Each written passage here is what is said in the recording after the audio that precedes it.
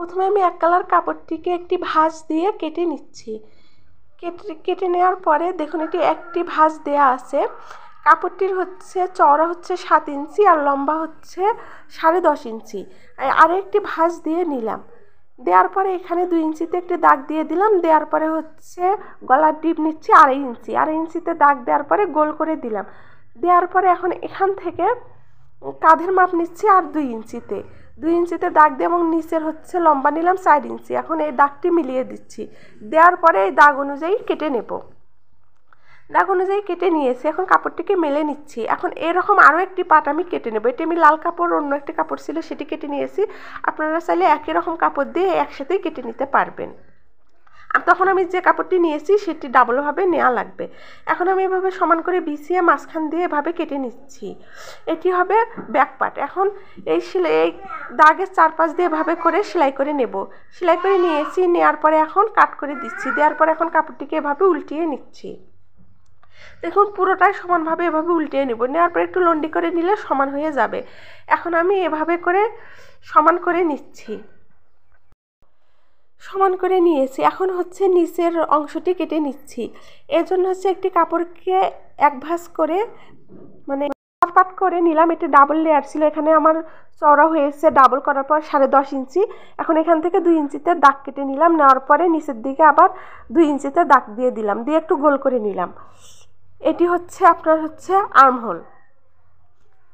এখন এই কাপড়টির লম্বা যেটি থাকবে, লম্বা 15 ইঞ্চি। আর এখন এখানে মাঝখান দিয়ে একটা ভাঁজ কেটে নিলাম। নেওয়ার পরে এই কাপড়টির 3 ইঞ্চি এবং 15 ইঞ্চি, লম্বা 15 ইঞ্চি। এভাবে একটি ভাঁজ দিয়ে সেলাই করে নেব। ওটি আমি হাতার মধ্যে দিয়ে দেব।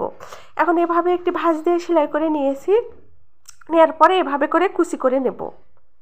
একটু নর্মাল সেলাই দিয়ে এভাবে কুচি করে নেব। নেওয়ার পরে এখন এখানেও আমি হাতার অংশটি এভাবে করে ভাঁজ দিয়ে নিয়েছি। নেওয়ার পরে এভাবে করে কুচি করে নেব। এখন গলার অংশটি এভাবে ভাঁজ করে দিয়ে এখানে 3 ইঞ্চিতে দাগ দিয়ে নিচ্ছি। 3 ইঞ্চিতে এভাবে করে ভাঁজ করে একটু কাট করে নেব। নিলে সুবিধা হয়ে যাবে, উভয় পাশে একই দাগ হয়ে যাবে। আর এটি আমি 3.5 বছরের বাচ্চার জন্য তৈরি করতেছি। 3 থেকে 3.5 বছরের বাচ্চাটি হয়ে যাবে। এখন এ পাশেও একইভাবে একটু কাট করে নিচ্ছি। এখন আমি হাতার কাপড়টি লাগিয়ে নেব। দেখুন এইটা এভাবে ধরে এভাবে উপর পাশে রেখে উপর দিয়ে এভাবে করে সেলাই করে নেব। দেখুন দুই পাশে একইভাবে সেলাই করে নেব। আমি সেলাই করে নিয়েছি। এখন নিচের অংশটি লাগিয়ে নিচ্ছি। এখানে 1 ইঞ্চির মতো বাদ রেখে এভাবে করে সমান করে সেলাই করে নেব। সেলাই করে নিয়েছি। দেখুন এভাবে করে 1 ইঞ্চির উভয় পাশে 1 ইঞ্চি বাদ রেখেছি। রাখার পরে এখন উল্টো পাশেও একইভাবে সেলাই করে নেব। দেখুন এখানে একটি সেলাই দিতে হবে। এখানে সেলাই দিয়ে তারপরে এটি লাগিয়ে নেব। দেখুন সামন পাট যেভাবে লাগিয়ে নিছি ঠিক একইভাবে ব্যাক পাটও লাগিয়ে নিচ্ছি। নেওয়া হয়েছে। এখন আমি উল্টো করে নেব। দেখুন এখন উল্টো করে নিয়ে বডি জয়েন্ট দিয়ে নেব। নিয়েছি। এখন বডি জয়েন্ট দিয়ে দিচ্ছি। দেওয়ার পরে এভাবে নিচের অংশটি সেলাই করে নেব। বডি জয়েন্ট দেওয়া হয়েছে আর নিচের অংশটি আমি সেলাই করে নিয়েছি।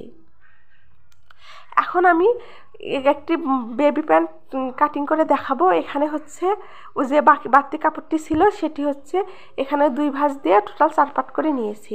নেওয়ার পর দেখুন এখানে লম্বা আছে 9 ইঞ্চি পরিমাণ। আর এটা চওড়া মেপে দেখাচ্ছি 11 ইঞ্চি। এখন এখান থেকে ধরে 2 ইঞ্চিতে একটি দাগ দিয়ে নিতে হবে। 2 ইঞ্চি ধরে নিচ থেকে উপরের দিকে 4 ইঞ্চিতে একটি দাগ দিয়ে নিলাম। এখন এই দাগটি গোল করে দিয়ে দিলাম। গোল করে দেওয়ার পরে এভাবে এই শেপ অনুযায়ী কেটে নেব। আর এটার কোমরের লম্বাটা আমি দেখিয়ে দিলাম 11 ইঞ্চি হয়েছে। এখন এই কাপড়টিকে এভাবে চারপাশে এরকম একটু কুচি করে নিয়েছি। নেওয়ার পর এখানে জয়েন্ট দিয়ে নেব উভয় পাশে। দেওয়ার পরে এখান থেকে 7 ইঞ্চি পরিমাণ একটি রাবার আমি কেটে নিয়েছি। নেওয়ার পরে এই চিকন রাবারগুলো এভাবে 1/2 ইঞ্চি পরিমাণ সুতা রেখে সেলাই করে নিতে হবে। একটি পাশ সেলাই করে নিয়েছি, অপর পাশটি আমি সেলাই করে দেখিয়ে দিচ্ছি। দেখুন এভাবে করে এভাবে টেনে টেনে সেলাই করে নিতে হবে, মানে 2 সুতা বা 1/2 ইঞ্চির মতো মানে কাপড় বাড়তি রেখে এভাবে করে সেলাই করে নেওয়া লাগবে। নেওয়ার পরে আবার ওই কাপড়টি দিয়ে ভাঁজ দিয়ে সেলাই করে নিতে হবে। এটুকু বেঁচে গিয়েছে ওটা আমি কেটে ফেলে দিলাম। এখন হচ্ছে এভাবে করে ভাঁজ দিয়ে নিয়ে সেলাই করে দিতে হবে। আমি এখানে হচ্ছে এই মানে 0 থেকে 6 মাস বা 1 বছর বয়স পর্যন্ত এই প্যান্টটি তৈরি করে মানে এই প্যান্টটি পরাতে পারবেন। এটি হচ্ছে নিউবর্ন বেবির তৈরি করে দেখিয়েছি, আর যে ড্রেসটি ওটা হচ্ছে 3 থেকে 3.5 বছরের বেবির জন্য। এখন আমি সাইড জয়েন দিয়ে নিচ্ছি। দেখুন এভাবে একটু ভালো করে ডাবল সেলাই দিয়ে সাইড জয়েন করে নিতে হবে। নেয়ার পরে হচ্ছে রাবার লাগিয়ে নিতে হবে।